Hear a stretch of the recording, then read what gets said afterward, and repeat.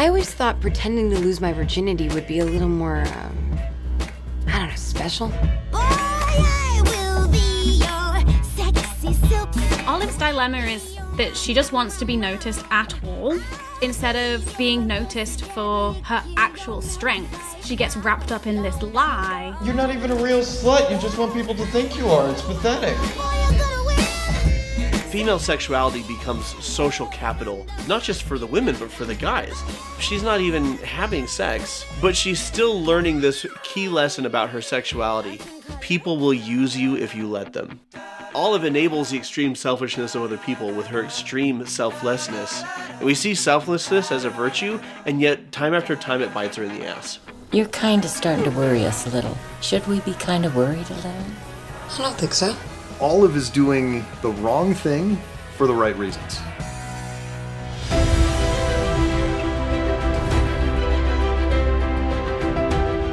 Hello and welcome to Cinema Therapy. My name's Alan Seawright. I'm a professional filmmaker who needs therapy. I'm joined as always by... Jonathan Decker, licensed therapist who loves movies, and we have a very special guest, don't we? a very special guest today, Hannah Witton.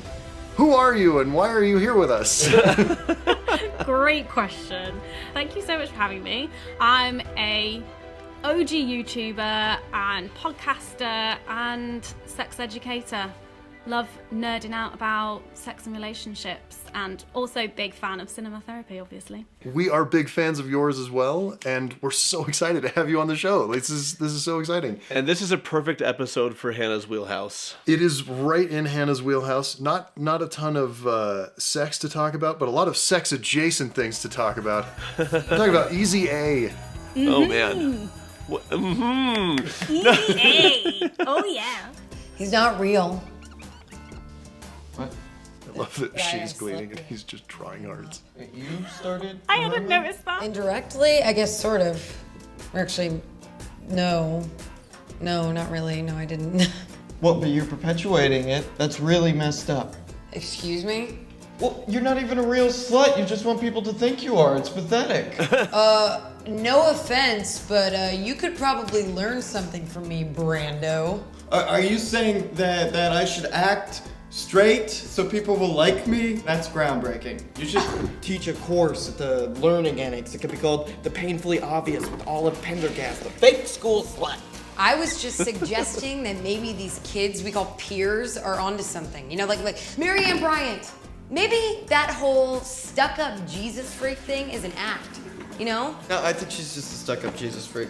And there are some of us who are just trying to blend in to the crowd. Well, then you've got to do everything you can to blend in or decide not to care. I can't decide if you're a genius or a lunatic. Don't they sort of go hand in hand? Okay, so what are your thoughts on the messaging of this scene? I mean, because here's the thing. There's the messaging of the film, and there's what's going on with the characters at the moment. And I think we sometimes in film criticism, people start attacking characters for making unhealthy choices as if that's somehow a detriment to the film instead of, that's the point. That creates drama. Like, if everybody is making the right choices all the time and treating each other with respect, you just have like a bunch of kindness simulators. Like, there's no movie there. The issue is when unhealthy behaviors or attitudes are portrayed as healthy. Correct. But when unhealthy attitudes and behaviors are portrayed as unhealthy, well, that's just a story that's being told, right? So let's talk about what she's saying, but maybe what the film is saying writ large, because they're two different things. Yeah, because this whole message of like not caring or doing everything that you can to fit in, and Olive like takes that to the extreme of wanting to fit in or like be accepted, but the route that she goes down ends up actually ostracizing her. So is the message just be yourself and not care? But I think it's the whole point is that everyone cares, and it's hard to escape that. So how do you like reconcile that with still being true to yourself and having healthy relationships? And it's a wonderful question for the film and for the audience, which is who you are. I mean, and this is where the film lands, is who you are, own it, and the right people will appreciate it. Right. And the others can go soak their heads because who cares, right? But It's high school, as you're saying, everybody cares, so we have to take a painful road to learn that lesson. And that's something that's very true to life, is most of us have to take a painful road to self-acceptance. And the gates of hell we must pass through are the gates of high school. For me, it was middle school. Was it middle school? It was middle school. This episode is sponsored by Thornapple Press. Thornapple Press publishes nonfiction books that discuss relationships, love, sexuality, and relational ethics from unique and underrepresented perspectives. This includes books on harm reduction, LGBTQIAA+ identities, families, mental health, disability, sex work, and related topics. So if you feel like you have a scarlet letter on your corset, they may have a book for you. They are also sex positive and recognize that gender and sexuality are non-binary. They have groundbreaking books on topics like depression and addiction, like Joelle and Nate's The Monster Under the Bed, Sex, Depression, and the Conversations We Aren't Having. Also, Christopher Dale's Better Halves, Rebuilding a Post-Addiction Marriage. I really gravitated towards Joelle and Nate's In It Together, Navigating Depression with Partners, Friends, and Family. I studied psychology for my bachelor's, I studied family therapy for my master's, and I've often put them together. No person exists in a vacuum, right? So when you get the family involved, they are the first line of defense, the friends, the loved ones, the support networks. I'm a therapist, I'm with them for an hour a week. Family's with them all the time, and are best able to meet their needs and help them through what they're going through. This book I love because it educates friends and family, as well as depression sufferers, on how they can create a support system that really works. Cinema Therapy fans can enter to win a giveaway for a bundle of their books or one of 5 advanced copies of Say More, Consent Conversations for Teens at thornapplepress.ca/cinematherapy. You left your glass slipper at the party the other night. Yeah, and I got pumpkin all over my dress, too. C'est la vie. Lovey. Nice. Solid joke. Wow. Sucks, because we could have revisited Melody's bedroom. Oh my God, that was Melody Bostic's house. Can't believe you remember that. Well, yeah, come on, who doesn't remember their first almost kiss? Hey, Hal, buddy. Evan, hey, what's rocking? Can I talk to you for a second? Yeah, what's up? Don't get mad, but Brandon told me what you did for him. Oh, well, rest assured it was equally as thrilling for me. No, he told me the truth. I was just hoping that maybe you could do the same for me. Goodbye, Evan. Wait, I can Pretend to sleep with him. Yeah. I'm about 6 seconds away from slapping you so hard your teeth will bleed. Can you do it in front of everyone? I don't need your permission, you know. What? I mean, at the rate you're going, I just don't see how people won't not believe it. Are you threatening me? I'll give you $100. You are repugnant. Duh. That's the problem. Never mind. Sorry I asked. And he accidentally triggers Her empathy. her empathy instinct, which goes into overdrive. Just a fat piece of shit. When will high school end already?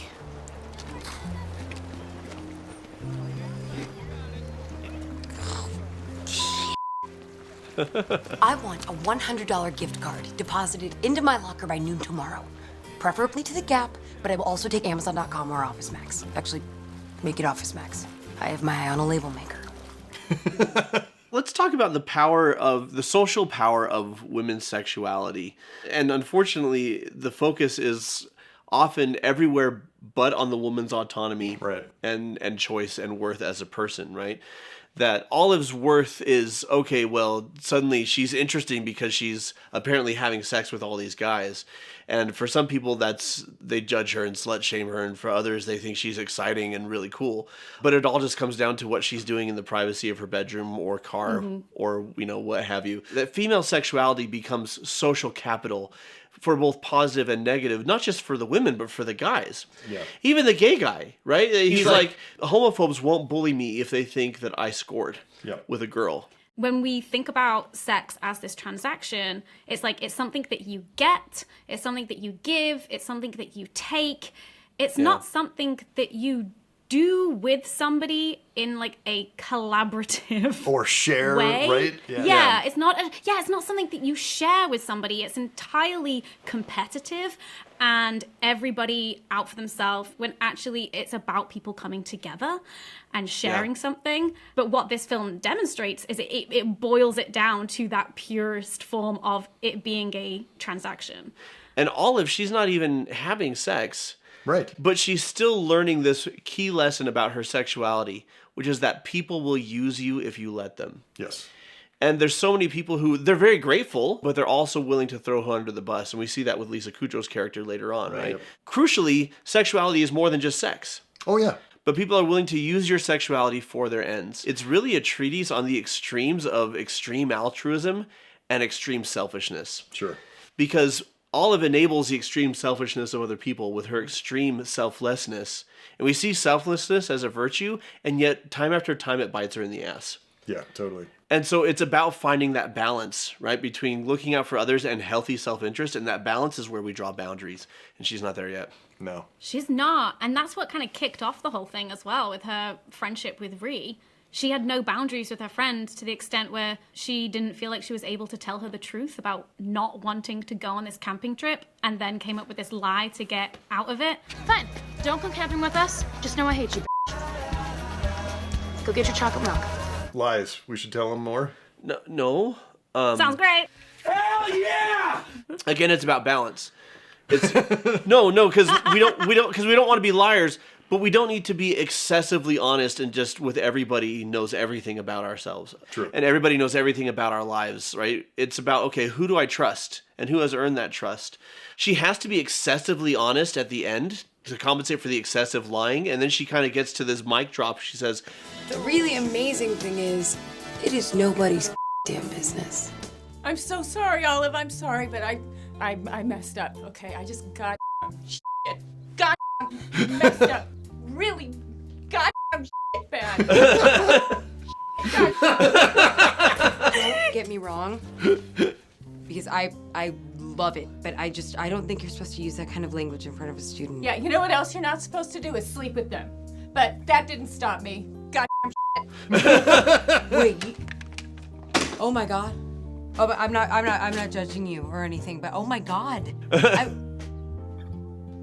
Wait, what does that have to do with me? Because, you should know that my marriage is not great, okay? We haven't slept together in months, all right? So finally, this great-looking guy comes in and he's nice to me, And he's not a minor. This is legal.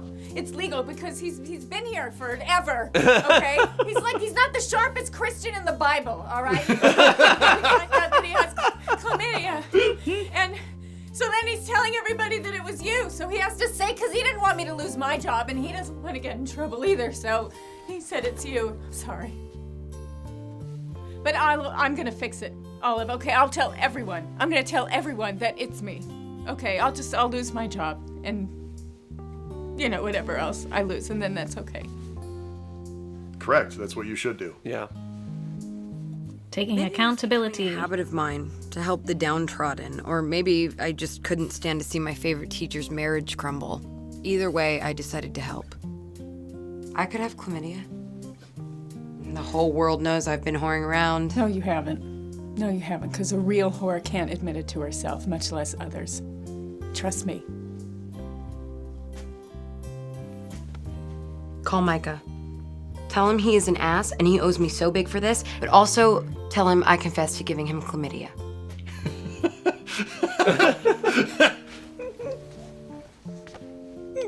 It's such a, weirdly lovely, tender moment. A lot of hugs today. A lot of hugs today.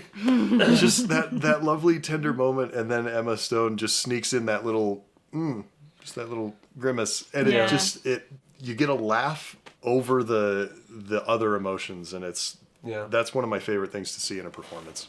Hannah, you brought up that the movie itself is confused. Like, it engages in the very type of quote-unquote slut-shaming that it's also criticizing. Yeah. I think we see some of that in this scene. Yeah. It does have this anti-slut-shaming message, but all of that is very much still aimed at Olive, who isn't actually having any sex, and it's doing the tropey not like other girls thing. Yeah. And it's wrong that Olive is getting this kind of treatment because she's not actually a slut. But then... But if we she never was, then actually maybe address- it's right.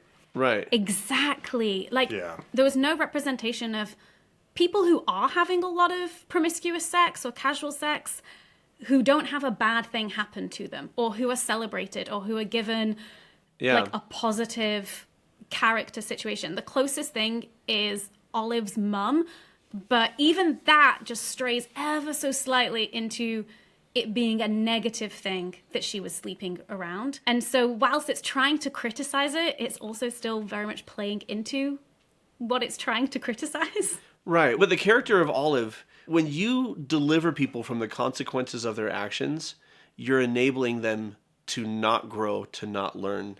Correct. And there's justice and there's mercy, right? And when we show excessive mercy, then people take advantage of us and they use us and they hurt us and they take us for granted and they continue to act poorly. She thinks that what she's doing is a virtue, but any virtue carried to extreme is a vice, including empathy. I need to care about you enough to let you face the consequences. That's the thing. There's short-sighted empathy, right? Yeah. And then there's like true empathy, and she's practicing short-sighted empathy, where she's like, Lisa Kudrow's character is hurting right now. I'm gonna fix it. But it's not going to fix things long term. Like the long term vision is she has to come clean and she has to take accountability for her actions. Thank you for bringing up accountability. Somebody has a kink about it. Anyway, but helping right now is going to reduce pain temporarily, but it's taking an aspirin for a gunshot wound. Yeah, well said. So, Forgive me, Father, for I have sinned. I think that's how you're supposed to start these things. I'm really just going off of what I've seen in movies. Where do I even start? I've been pretending to be, what is the Catholic way of phrasing this? A harlot? Harlot. It's not that I've actually been doing the things that people have been saying I've been doing, but then again, I'm not denying them either. So I was just wondering, is that wrong? It's just that a lot of people have been asking me to do things, and I thought it was okay.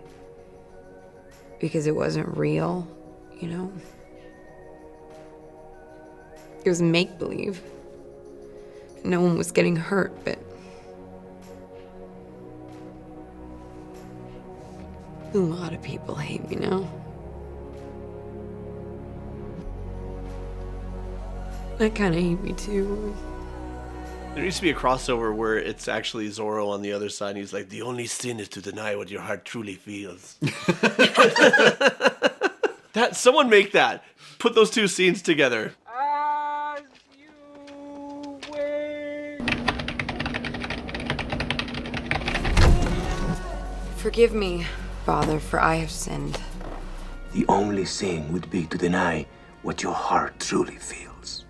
just a moment of beautiful performance from Emma Stone there. Obviously, the writing is great, and you know it's an earned feeling that she's having as a character in a movie that doesn't have a ton of flashy cinematography and big whiz-bang effects and stuff. As always, the best visual effect is this. Well, and I think the significance of there not being a priest on the other side is that they say confession is good for the soul, but it doesn't have to be to somebody. What is happening here is she's being honest with herself. Yeah. So really the conversation only needed to happen with herself in the first place. Yeah, I think she got all the absolution she needed.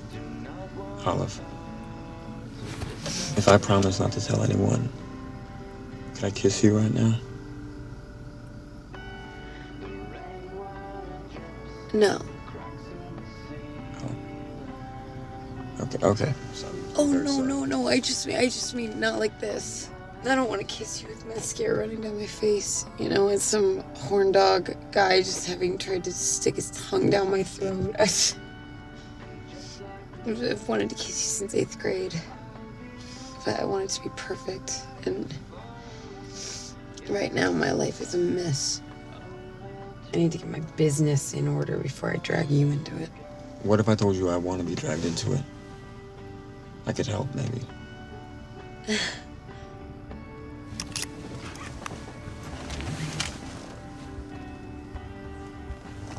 So many hugs. So many hugs. But this is the first one she gives. Yeah. She initiated the hug. She initiates the hug because he's there for her.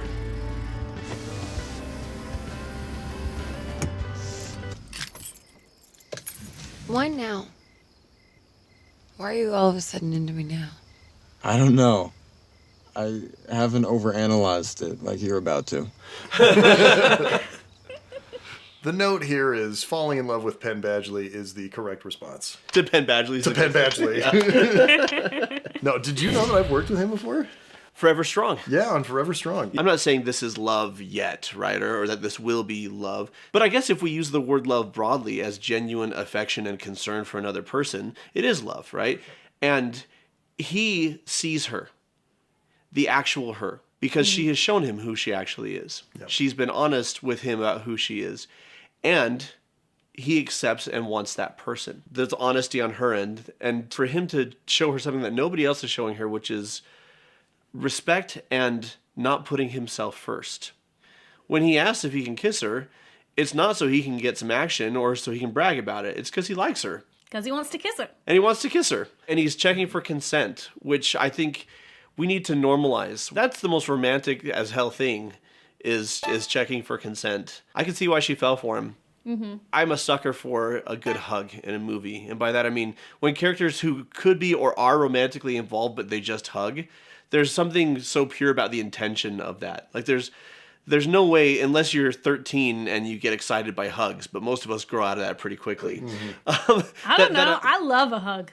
No, what I'm talking about is you don't hug people for arousal. You don't hug people for your own excitement. Oh, right. You hug somebody just because you care, right?